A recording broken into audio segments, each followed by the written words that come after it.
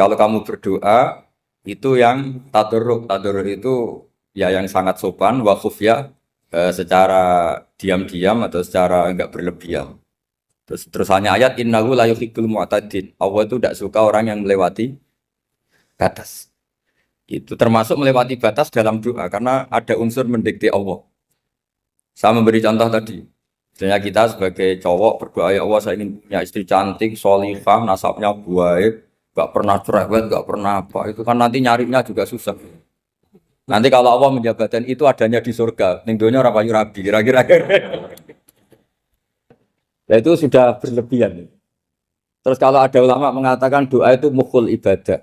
Itu maksudnya gini, doa itu bukti kita minta, minta itu bukti kita lemah. Nah merasa lemah itu sudah bagian dari ibadah. Makanya masyhur itu syairnya Abdul Al-Haddad itu.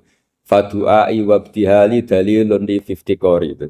Jadi saya berdoa itu hanya sebagai bukti saya butuh Allah. Saya sendiri tidak punya kepentingan mustajab apa enggak. Jadi wali-wali yang mengatakan doa itu mukhul ibadah sebetulnya itu malah wali-wali yang dari awal enggak kelintas disembadani apa enggak. Butuhnya dia itu menunjukkan bahwa saya ini lemah. Buktinya posisinya minta. Itu yang dimaksud mukhul ibadah. Tapi kalau kita berdoa terus posisi kita protes. Katanya kamu baik ya Allah, engkau baik. Ternyata enggak juga. Buktinya semua doa saya enggak kamu kabulkan. Wah, ini malah doa kriminal.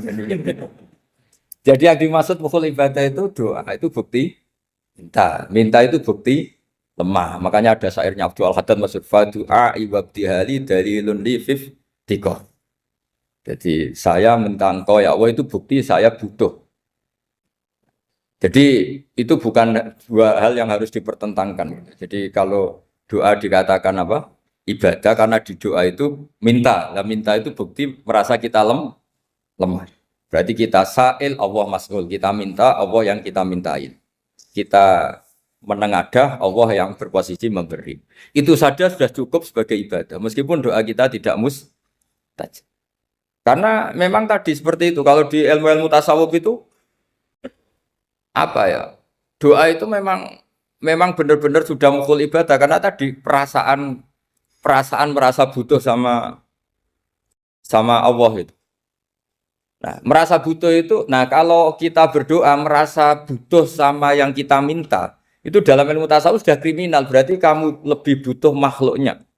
Misalnya begini ya, saya ingin punya rumah bagus, terus setelah punya rumah kredit saya utangnya banyak. Sebetulnya saya itu tidak pernah ingat Allah, gara-gara utang banyak, kredit jatuh tempo, terus melibatkan Allah. Ya Allah saya ini utang banyak, ini, terus tolong dibayar. Sebetulnya saya itu ingat utang. Cuma Allah tak libatkan kan. Lah itu tidak akan jadi wali. Yang jenis ini tidak akan jadi wali. Saya ingin jadi dosen. Melibatkan siapa ya nanya? Melibatkan Allah terus. Malam-malam bangun melibatkan Allah. Itu artinya apa? Kamu itu lebih ingin yang kamu minta ketimbang ingin Allah. Kalau wali itu enggak gitu. Kangen Allah. Terus tahu Allah itu zat pemberi. Karena tahu Allah zat pemberi terus minta. Maka yang dikangen itu ya Allahnya dulu. Kalau kita kan enggak punya kasus dulu, punya keinginan banyak dulu. Baru ingat siapa yang bisa ya. Oh Allah. Allah kita libatkan. Ya untungnya Allah baik, mau ramal utang bukan mikir. Untungnya Allah enggak jawab itu.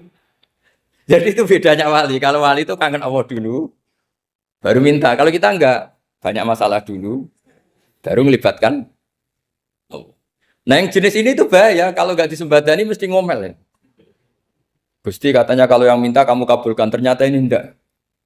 Nanti kalau Allah jawab, kamu itu tidak kangen saya, kamu itu kangen uang, kangen perempuan cantik yang kamu inginkan. Terus kamu melibatkan saya. Urusannya apa saya dengan itu, Pak? Makanya tidak usah nuntut karena awalnya sudah salah. Ya saya kira itu ya. Jadi ada ayat apa? Ud'u rabbakum tadarru'aw wa khufyah, terusannya apa? Innahu la yuhibbul mu'tadin. Itu di semua tafsir dikatakan Allah enggak suka orang yang berlebihan dalam doa. Berlebihan tadi misalnya minta sesuatu yang terlalu besar atau permintaan kemarin saja lanu addi syukroh, kita tidak bisa memenuhi mensyukuri sudah minta lagi. Misalnya seorang jomblo, targetnya kan asal payu nikah.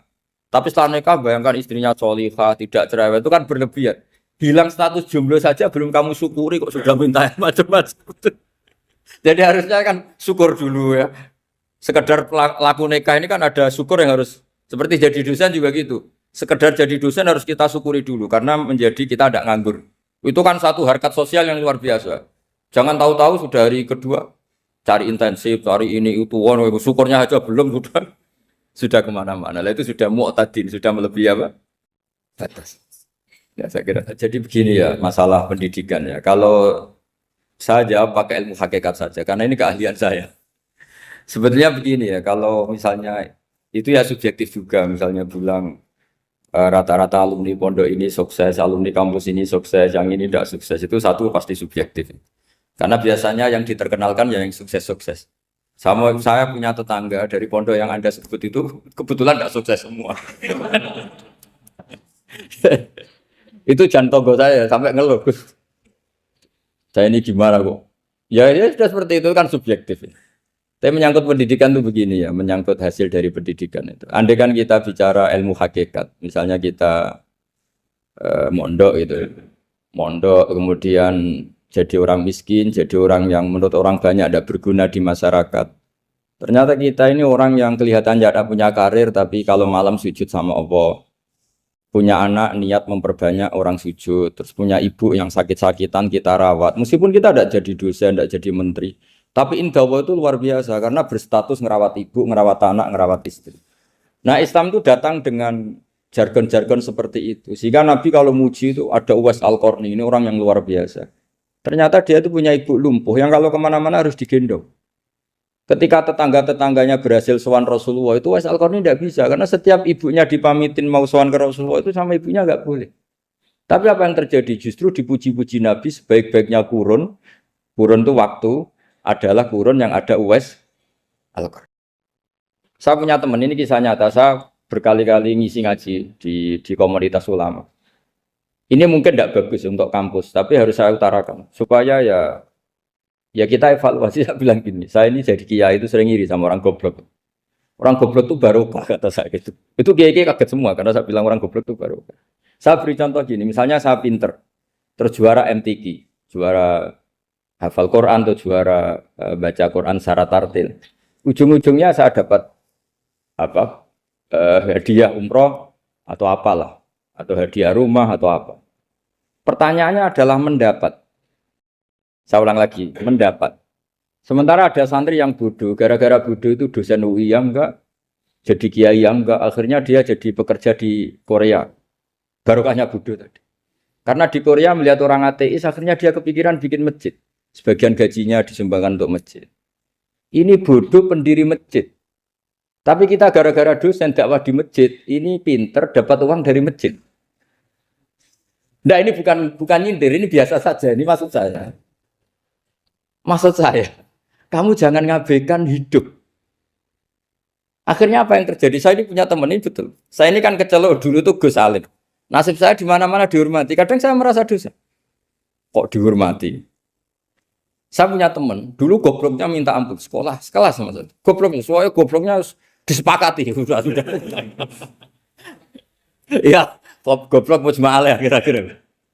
Singkat cerita, dia itu hidup di pedalaman Kalimantan, sekitar tahun 92.